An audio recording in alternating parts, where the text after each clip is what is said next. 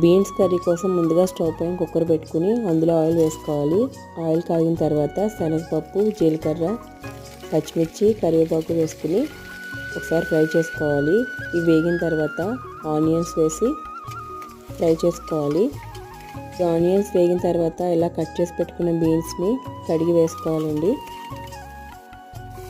Beans కర్రీని నార్మల్గా కన్నా కుక్కర్లో చేసుకుంటే కొంచెం ఫాస్ట్గా అయిపోతుంది, త్వరగా ఉడుకుతాయి బీన్స్ అన్నీ.